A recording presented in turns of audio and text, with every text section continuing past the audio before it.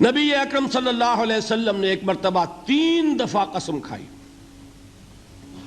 واللہ لا یؤمنو، واللہ لا یؤمنو، واللہ لا یؤمنو، خدا کی قسم وہ شخص مومن نہیں، خدا کی قسم وہ شخص مومن نہیں، خدا کی قسم وہ شخص مومن نہیں۔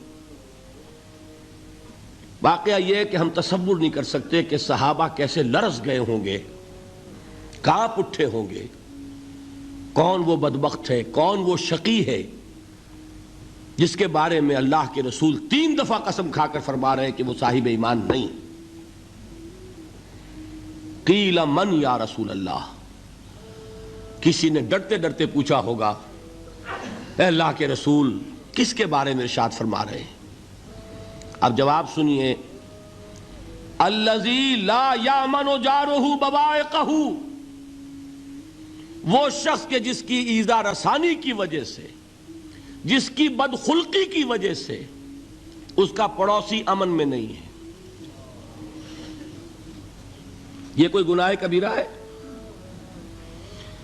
آپ کی فہرست میں تو گناہ ہی نہیں، کبیرہ کیا سوال، صغیرہ بھی نہیں۔ زیادہ آپ یہ کہیں گے کہ ذرا بد اخلاقی ہے، کج خلقی ہے، بس اچھا کردار کا معاملہ نہیں ہے، یہ کہیں گے، گناہ کی فہرست میں نہیں آئے گی بات۔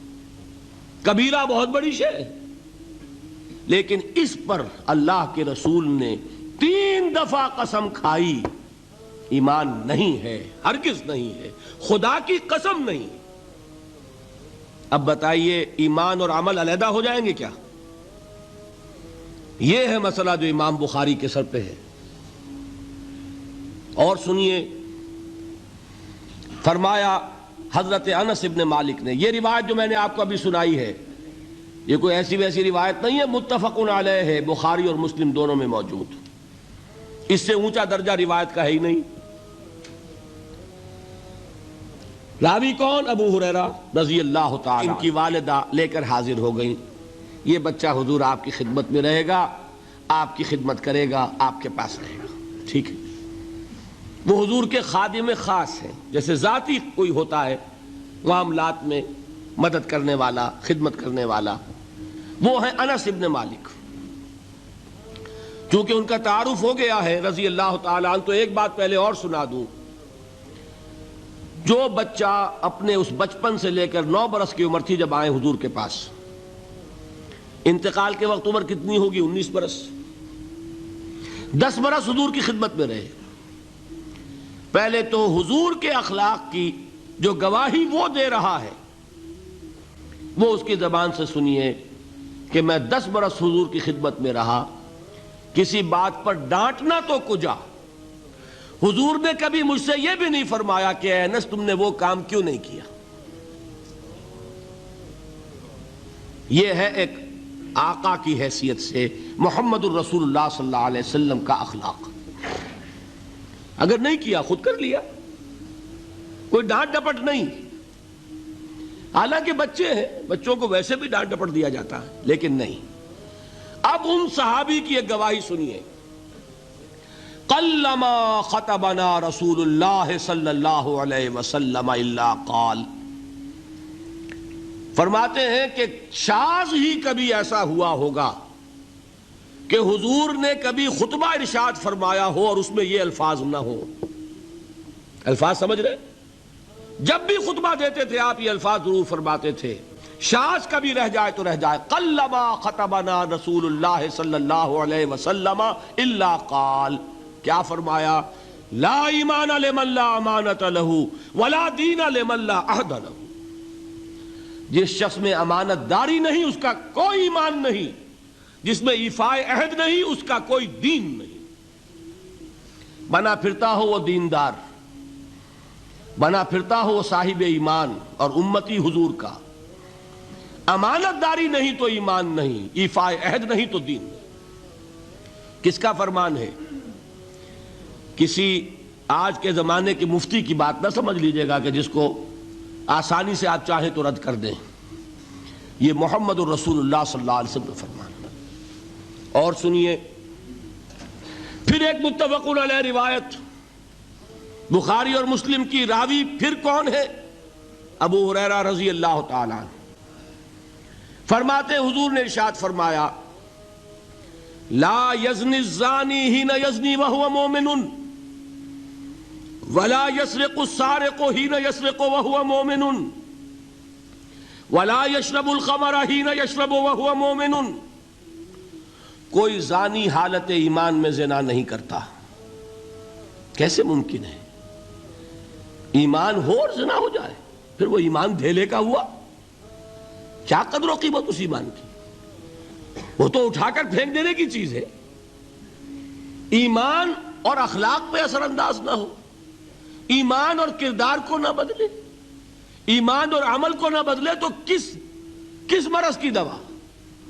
پھینکو اٹھا کر. نہیں ممکن کہ ایمان ہو اور زنا ہو، نہیں ممکن کہ ایمان ہو اور چوری ہو. لا یسرق السارق حین یسرق وہو مومن. کوئی چور حالت ایمان میں چوری نہیں کرتا، کوئی شرابی حالت ایمان میں شراب نہیں پیتا. ولا یشرب الخمر حین یشرب وہو مومن.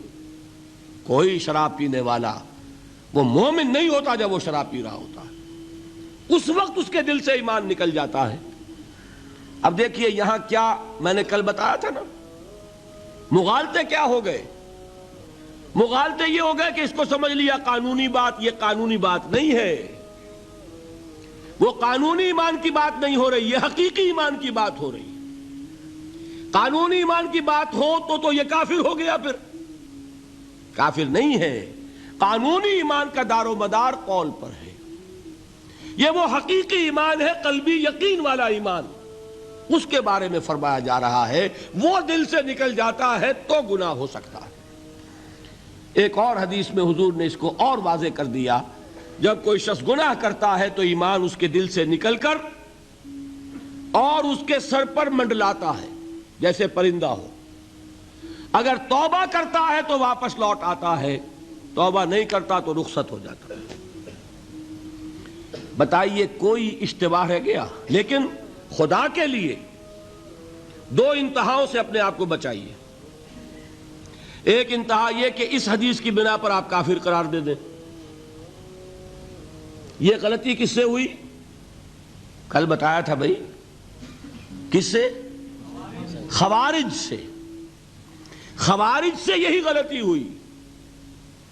وہ فارسی کا ایک مصرع ہے کہ مردی و نامردی قدم فاصلہ دارد. یہ باریک جیسے بال کا سا فرق ہوتا ہے لیکن زمین و آسمان کے نتیجے نکل آتے ہیں. انہوں نے ایسی حدیثوں کی بنا پر یہ فیصلہ کر دیا پھر اگر ایمان نہیں ہے تو کافر ہے. کتنا یہ آسانی سے نتیجہ نکل آیا. ایمان نہیں ہے تو کافر ہے. لا ایمان لمن لا امانت لہو. کوئی شخص امانت میں خیانت کرتا ہے تو اس میں ایمان نہیں ہے، ایمان نہیں ہے تو کافر ہے. کافر ہے تو مرتد ہے، مرتد ہے تو واجب القتل ہے. کہاں سے کہاں بات پہنچ گئی؟ بہت بڑی غلطی، بہت بڑی گمراہی. دوسری طرف ایک ہمارے ہاں اور انداز ہے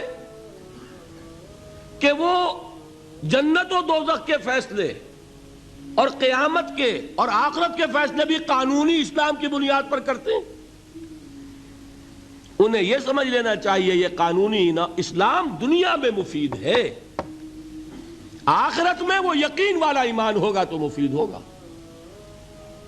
یہ چیز ذہن سے نکل گئی. اور برا نہ مانیے، یہ اہل سنت کے اکثر عوام کے ذہنوں سے یہ بات نکل گئی. وہ یہ سمجھتے ہیں ہمارے پاس سرٹیفکیٹ ہے، ہم مسلمان ہیں، مسلمان ہیں تو صاحب ایمان ہے، صاحب ایمان ہے تو جنت ہم پر واجب اور دوزخ ہم پر حرام. یہ آپ کے دل میں لکھا ہوا ہے کہ نہیں؟ جب دل میں یہ لکھا ہوا ہوگا تو پھر کرو گناہ. کیوں نہ کرو؟ کیوں حرام خوری نہ کرو؟ کیوں رشوتیں نہ لو؟ کیوں بددیانتی نہ کرو؟